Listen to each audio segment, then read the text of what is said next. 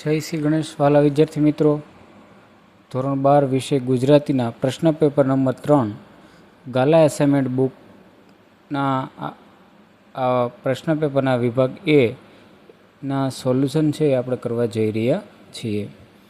વિદ્યાર્થી મિત્રો, ધોરણ 12ના ગુજરાતી વિષયના અગાઉ પ્રશ્ન પેપર 1-2 આપણે કરી ચૂક્યા છીએ. આજે આપણે આ પેપર નંબર 3નો વિભાગ એથી સોલ્યુશન આપવાનો છે પ્રયત્ન કરીએ. ઘણા બધા વિદ્યાર્થીની કોમેન્ટ હતી કે પેપર 3ના વિભાગ છે સોલ્યુશન લાવો, તો એ ધ્યાનમાં રાખીને આપણે એ સોલ્યુશન કરવા જઈ રહ્યા છીએ. હું ગોડિકિયા પ્રવીણભાઈ આપ સૌનું હાર્દિક સ્વાગત કરું છું.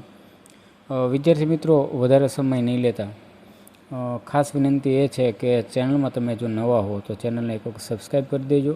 આ બોર્ડની પરીક્ષા 2026માં ગાલા એસાઇનમેન્ટ બુકના સોલ્યુશન છે આપણે મૂકી રહ્યા હોય છે, એટલે સૌથી પહેલાં તમને મળે એ માટે સબસ્ક્રાઈબ કરેલી હોવી જરૂરી છે.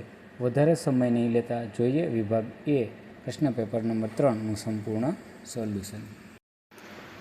વિદ્યાર્થી મિત્રો, આપ સૌ જાણીએ છીએ કે પ્રશ્નપત્ર નંબર 3માં વિભાગ એની અંદર પદ્ય આધારિત હોય છે, અને આ પદ્ય આધારિત પ્રશ્નમાં કેવા કેવા પ્રશ્નો છે તેની ચર્ચા કરીએ. તો સૌથી પહેલાં છે કે નીચે આપેલા બહુ વિકલ્પ પ્રશ્નોના ઉત્તરમાં સાચો વિકલ્પ શોધીને લખો. એટલે કે આમાં એ, બી, ક અને ડ એવી રીતના હોય છે, તો એમાંથી સાચો જવાબ છે લખવાનો છે. પહેલો પ્રશ્ન છે કે કોનો તાક કાઢવો મુશ્કેલ છે? તો વિદ્યાર્થી મિત્રોનો જવાબ છે સમુદ્રના પાણીનો. જ્યાં અલગ કલરથી આપેલું છે એનો જવાબ રહેશે. તમે પહેલી નજરે છે તમને જવાબ છે તમારી નજર સામે આવી જશે. બીજું છે ગુજરાતી ભાષાના આદ્ય કવિ કોણ છે? તો તે છે નરસિંહ મહેતા. ફાટેલા સાડલામાં બા શું સીવે છે? તો તેમાં જવાબ આવશે નિશાસા. ત્યારબાદ છે હેતુલક્ષી પ્રશ્નોના માંગ્યા મુજબ ઉત્તર આપો. એમાં ચોથું છે કે શામરંગ સમીપે કાવ્યના કવિનું નામ જણાવો. તો તેનું નામ છે દયારામ, આપણે સૌ જાણીએ છીએ. ઉર્મિલા કાવ્યના સાહિત્ય સ્વરૂપ સમજાવો. તો તેનો જવાબ આવે છે ખંડકાવ્ય. અને છઠ્ઠો પ્રશ્ન છે કે જુઓ ગઝલ કવિના કયા ગઝલ સંગ્રહમાંથી લીધેલ છે? તો જવાબ છે આયાવરી. ત્યારબાદ આગળ વધીએ આપણે. નીચેના પ્રશ્નોના એક વાક્યમાં ઉત્તર લખો. પ્રત્યેકનો એક ગુણ છે. મૂર્ખ મનમાં શું જાણતો નથી? તો તેનો ઉત્તર છે કે મૂર્ખ પ્રભુ ભક્તિનો આનંદ જાણતો નથી. 8મો પ્રશ્ન છે વીરસેન કોના પિતા હતા? જવાબમાં આવે છે કે વીરસેન નળ રાજાના પિતા હતા. 9મો પ્રશ્ન છે કે લક્ષ્મણે ઉર્મિલાને કોની સાથે સરખાવી છે? તો મિત્રો એના જવાબ છે લક્ષ્મણ ઉર્મિલાને વિપત્તિરૂપી પ્રહારોને ઝીલતી એક શૂરવીર યોદ્ધા સાથે સરખાવી છે. 10મો પ્રશ્ન છે ગામના સજ્જનોએ શો ન્યાય કર્યો? ઉત્તર છે કે ગામના સજ્જનોએ ન્યાય કરતાં કહ્યું કે આ કોલટાને પથ્થર મારી મારીને મારી નાખો. આ રીતનો પ્રશ્ન બાદ છે કે નીચેના પ્રશ્નોના 3-4 વાક્યમાં ઉત્તર લખો. કોઈ પણ છે 3 અને પ્રત્યેકના 2 ગુણ છે, એટલે એ રીતે 6 ગુણનું છે. મિત્રો, તમે આની અંદર છે ને પ્રસ્તાવના લખો તો પણ ચાલે, કે કર્તા, કૃતિ, સાહિત્ય પ્રકાર, તો તમારી પેપરમાં ખૂબ સારી છાપ છે જોવા મળશે. 11મો પ્રશ્ન છે કે ભવના અબોલા લોકગીતમાં નાયિકા શો સંદેશ મોકલાવે છે? મિત્રો એના જવાબ છે કે ભવના અબોલા લોકગીતમાં નાયિકા સમડી સાથે આ સંદેશો મોકલાવે છે કે દાદા, ખેતર હોય તો ખેડાય, ડુંગર કઈ રીતે ખેડવા, કૂવા હોય તો તાક કઢાય, સમુદ્રનો તાક કઈ રીતે કઢાય, બળદ હોય તો વેચીએ, પતિને કઈ રીતે વેચાય, દાદા કાગળ હોય તો વાંચીએ, નસીબ કઈ રીતે વંચાય. આ રીતે આખો સંદેશો છે મોકલે છે.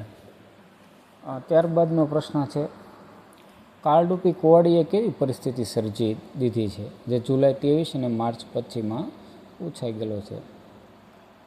તો જવાબ છે કે કાળરૂપી કુંવાડીએ વેકેશન રૂપી ઝાડને કાપી નાખ્યું. વેકેશન પૂરું થતાં જ સંતાનો ફરી પોતાના શહેર રવાના થયા. આથી ઘરમાં સુનકાર અને સન્નાટો છવાઈ ગયો. હવે સુનકાર અને સન્નાટો ઘરમાં જાણે પહેરો ભરી રહ્યા છે, જેથી ફરીથી કોઈ બાળકરૂપી પંખી બાના લાડ પામવા આવી ન શકે. ત્યારબાદ 13મો પ્રશ્ન છે કે ગીતામાં બંને પક્ષકારો યુદ્ધનો શો હેતુ જુએ છે? મિત્રો, શ્રીમદ ભગવદ્ ગીતાનો અને જે આખો નવો એકમ આપણા અભ્યાસક્રમમાં ઉમેરાણો છે ને, એમાંથીનો આખો પ્રશ્ન રહેલો છે. તો એના જવાબમાં છે કે ગીતાના પ્રારંભમાં પાંડવો અને કૌરવો બંને યુદ્ધને ધર્મયુદ્ધ માને છે.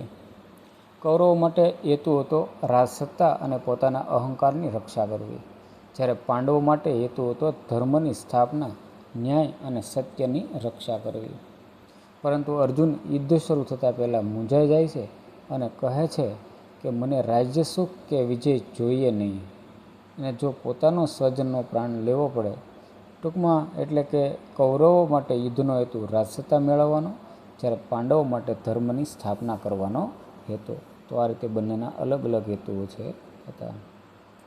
14મો પ્રશ્ન છે, વસ્ત્ર વિનાની કેમ મોલાતું? આ પંક્તિ પાછળનો કટાક્ષ સ્પષ્ટ કરો. ઉત્તરમાં જોઈએ તો વસ્ત્ર વિનાની કેમ મોલાતું દ્વારા કવિ સમાજની વિષમ પરિસ્થિતિનું વેધક નિરૂપણ કરે છે કે માણસને શરીર ઢાંકવા પૂરતા કપડાં નથી, અને બીજી બાજુ અમીરો મોટા મોટા મહેલો ચણે જાય છે, તેઓ કારમી ગરીબીને જોઈ દ્રવી ઉઠતા નથી, એવો કટાક્ષ કવિએ આ પંક્તિ દ્વારા કરેલો છે. ત્યાર પછી સવિસ્તર ઉત્તર આપો કે નીચેના પ્રશ્નોના સવિસ્તર ઉત્તર લખો. પેલું 15મું છે કે ઉર્મિલાના કાવ્યના આધારે લક્ષ્મણનું ચરિત્ર ચિત્રણ કરો, જે માર્ચ 2022 અને જૂન 24ની અંદર પૂછાઈ ગયેલો પ્રશ્ન છે. વિદ્યાર્થી મિત્રો, અગાઉ પણ આપણે તમને વારંવાર એકની એક વાત કીધેલી જ હોય છે કે મોટા પ્રશ્નની અંદર તમે પ્રસ્તાવના લખવી ખૂબ જરૂરી છે. હું આમ તો ઘણા વર્ષોથી પેપર ચેકિંગમાં 12માના ગુજરાતી માટે જાઉં છું, તો એમાં પ્રસ્તાવનાને ખૂબ મહત્ત્વ આપતા હોઈએ છીએ. એમાં કર્તા, કૃતિ, સાહિત્ય પ્રકાર, સંદર્ભ ગ્રંથ એ જમણી સાઈડ લખી અને એનો જવાબ છે એ લખવાનો શરૂ કરવાનો હોય છે. એટલે કે આ બાજુ છે એ તમે લખી શકો છો પ્રસ્તાવના, અને અહીંથી છે જવાબ લખી શકો. તો આખું કાવ્યના આધારે લક્ષ્મણનું ચરિત્ર ચિત્રણ કરેલું છે, તમે જે આ જોઈ શકો છો.